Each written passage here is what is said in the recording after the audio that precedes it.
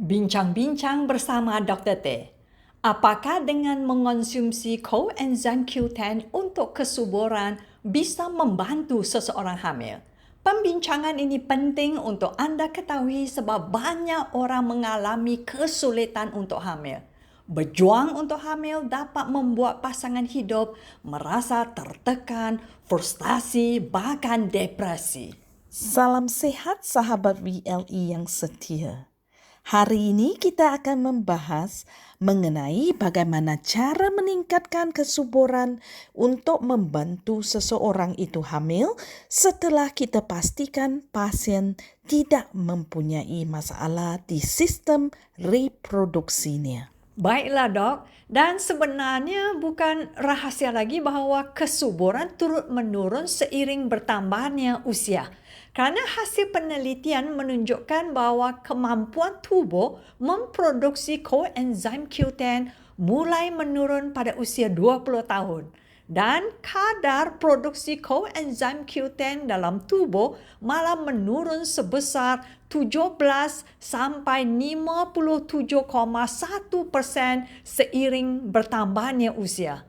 Dan bagi wanita, penurunan tersebut jauh lebih cepat dan drastis. Ketika kami mengatakan kesuburan wanita menurun seiring bertambahnya usia, kami maksud secara spesifik adalah penurunan jumlah sel telur yang mereka miliki dan kualitas sel telur mereka.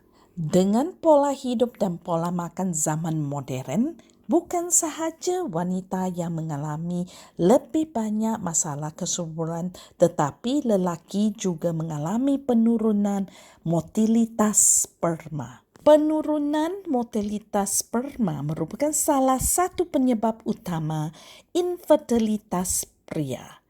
Menurut beberapa penelitian, jumlah CoQ10 dalam cairan mani pria berkorelasi dengan jumlah sperma dan motilitas sperma. Memang sudah terbukti dengan suplemen CoQ10, rata-rata konsentrasi sperma, jumlah total sperma dan persentase normal sperma meningkat secara signifikan dengan pasien menunjukkan peningkatan jumlah sperma total lebih dari 100% setelah 12 bulan terapi. Mari kita semak bagaimana CoQ10 bekerja meningkatkan kesuburan dan fungsi sel kita dalam dua cara. Pertama, CoQ10 adalah bahagian penting dari rantai transport elektron yang bertanggung jawab untuk menghasilkan energi dalam sel kita.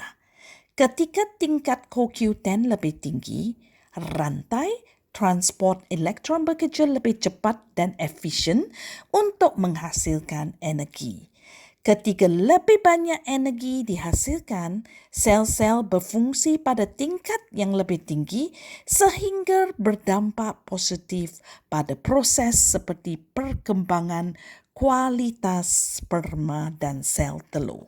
Kedua, CoQ10 berfungsi sebagai antioksidan yang kuat.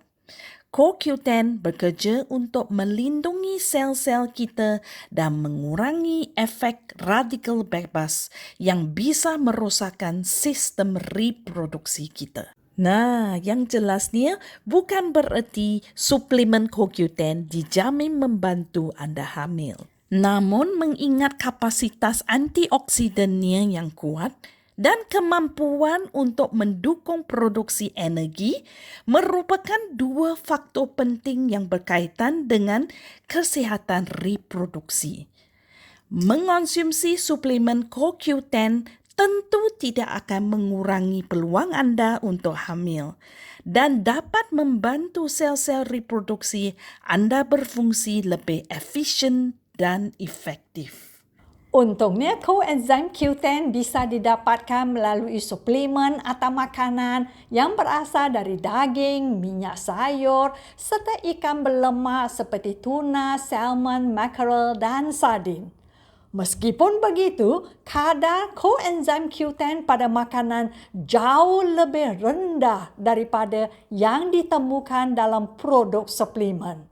Makanya kita memerlukan suplementasi coenzim Q10.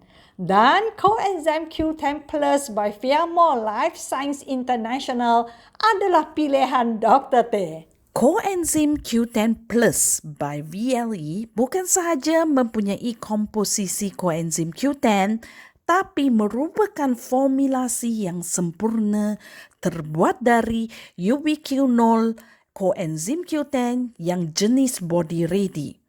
Minyak kelapa organik VCO sebagai pengantar ataupun transporter.